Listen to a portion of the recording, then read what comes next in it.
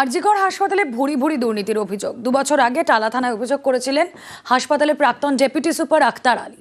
সেই মামলাতেই এবার তাঁর বিরুদ্ধে জামিন অযোগ্য গ্রেফতারি পরোয়ানা আলিপুর বিশেষ সিবিআই আদালতে। বিচারকের নির্দেশ, আক্তার আলীকে দ্রুত গ্রেফতার করতে হবে।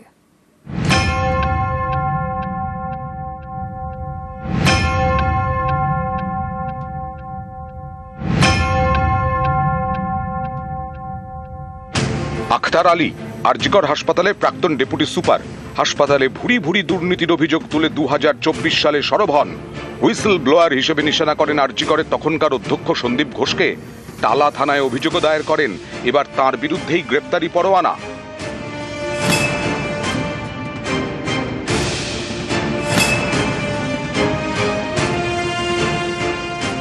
আরজিকরের প্রাক্তন ডেপুটি সুপারের করা দুর্নীতির অভিযোগ তদন্ত করছে সিবিআই এবং ইডি।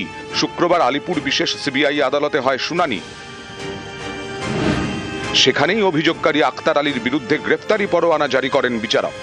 এর আগে আদালতে 5 বার হাজিরা দেননি আক্তার আলী, তাই এবার তার বিরুদ্ধে জামিনযোগ্য গ্রেফতারি পরোয়ানা।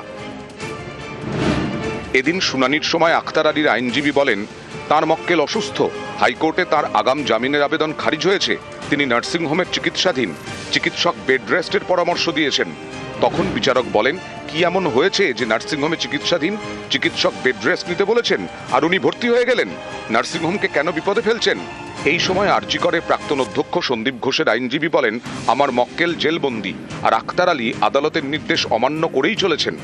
12 বছরের বেশি সময় ধরে দুর্নীতির সঙ্গে যুক্ত, ইচ্ছাকৃতভাবে আদালতের আদেশ অমান্য করেছেন। তখন বিচারক বলেন, এই অসুস্থতার বিষয়ে আদালত সন্তুষ্ট নয়। আক্তার আলীর বিরুদ্ধে জামিন অযোগ্য গ্রেফতারি পরোয়ানা জারি করা হচ্ছে। যত দ্রুত সম্ভব তাকে গ্রেফতার করতে হবে। করাপশন কিছু যদি আরজি করে সেই সময় হয়ে থাকে, সেটা আক্তার আলীর নেতৃত্বেই হতো এবং সমস্ত ডকুমেন্ট আমরা দেখাচ্ছিলাম, কিন্তু সেই সময় সিবিআই সেই ডকুমেন্টগুলোর গ্রহণযোগ্যতা থাকা সত্ত্বেও কোনোভাবেই মেনে নেয়নি। কোর্ট সামন করেছিলেন, কোনোভাবেই উনি আসছিলেন না, তাই কোর্ট আজকে এই সমস্ত কিছু কনসিডার করে বলেছেন যে উইলফুলি উনি এইভাবে অ্যাভয়েড করছেন কোর্টকে, এবং সমস্ত অ্যাকিউজ জেলের মধ্যে আছি তাদের বিচার ব্যবস্থাও থামিয়ে রেখেছেন উনি। আর যে সমস্ত কাগজপত্র উনি দিয়েছেন জমা, মেডিকেল ডকুমেন্ট, সেগুলো কোর্টের কাছে গ্রহণযোগ্য বা বিশ্বাসযোগ্য মনে হয়নি। এই সব কিছু কনসিডার করে উনি ওনার বিরুদ্ধে নন বেলেবল ওয়ারেন্ট ইস্যু করেছেন। 2024 আক্তার আলী দাবি করেন, সন্দীপ ঘোষের জামানাতেই আরজিকর থেকে বেওয়ারিশ দেহ বেসরকারি ল্যাবরেটরিতে বিক্রি করা হয়। উনি ডেড বডিগুলো ওয়ার্কশপের জন্য দিয়ে দিতেন, বিক্রি করে দিতেন। আনক্লেম বডি, পিএম বডি, এটা নিয়ে কমপ্লেন হয়েছিল, ন্যাশনাল হিউম্যান রাইট কমিশন থেকে তদন্ত করেছিল।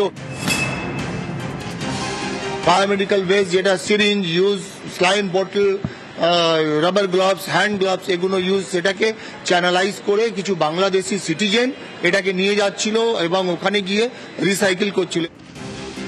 এদিন আলিপুর ইডির বিশেষ আদালতে আরজিকরে দুর্নীতি মামলায় চার্জশিট পেশ করে ইডি। সেই চার্জশিটে আরজিকরে প্রাক্তন অধ্যক্ষ সন্দীপ ঘোষ সহ 4 জনের নাম। 68 পাতার চার্জশিট এবং তার সঙ্গে 2000 পাতার নথি আদালতে জমা দিয়েছে ইডি। অমিত সরকার, নিউজ 18 বাংলা।